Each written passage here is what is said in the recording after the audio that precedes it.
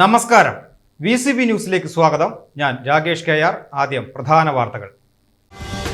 വാർത്തകൾ നിങ്ങൾക്കായി അവതരിപ്പിക്കുന്നത് ഓരോ വസ്ത്രങ്ങൾക്കും ഒരു കഥയുണ്ട്. ആഘോഷത്തോളം വളർന്ന സ്വപ്നങ്ങളുടെ കഥ.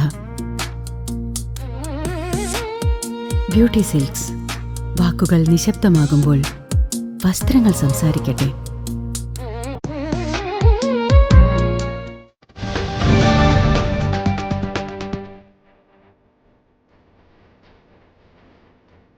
പാചകവാതകത്തിന്റെ അനിയന്ത്രിതമായ വില വർധനയിൽ പ്രതിഷേധിച്ച് Kerala hotel and restaurant association നടത്തിയ സംസ്ഥാന വ്യാപക ഹോട്ടൽ അടച്ചിടൽ പൂർണ്ണം.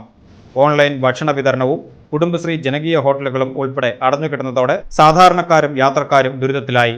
ഹോട്ടൽ വ്യവസായത്തെ തകർച്ചയുടെ വക്കിലെത്തിച്ച വിലക്കയറ്റം പിടിച്ചു നിർത്താൻ സർക്കാർ അടിയന്തരമായി ഇടപെടണമെന്ന് വ്യാപാരികൾ ആവശ്യപ്പെട്ടു.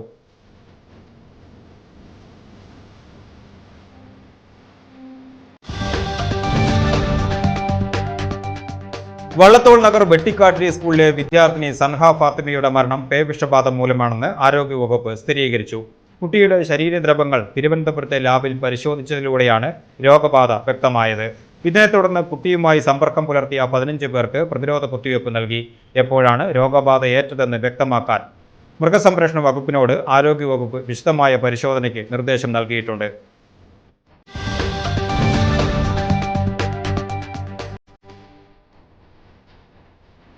പാചകവാതക വിലക്കയറ്റത്തെ തുടർന്ന് സംസ്ഥാനത്തെ ഹോട്ടലുകളിൽ ഭക്ഷണ സാധനങ്ങൾക്ക് വ്യാഴാഴ്ച മുതൽ 15 മുതൽ 20% വരെ വില വർദ്ധിക്കുന്നു. ഇതനുസരിച്ച് ചായയ്ക്ക് 18 രൂപയും ബിരിയാണിക്ക് 210 രൂപയുമായി വില ഉയരുന്നത് സാധാരണക്കാരുടെ കുടുംബ ബജറ്റിനെ സാരമായി ബാധിക്കും.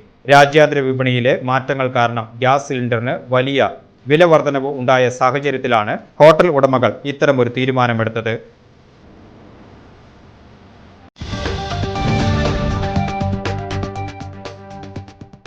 ഷൊർണൂർ റെയിൽവേ സ്റ്റേഷനിൽ ട്രെയിനിന്റെ എഞ്ചിന് മുകളിൽ കയറി ആത്മഹത്യാ ഭീഷണി മുഴക്കിയ യുവാവിനെ അഗ്നിരക്ഷാസേനയും പോലീസും ചേർന്ന് സാഹസികമായി കീഴ്പ്പെടുത്തി.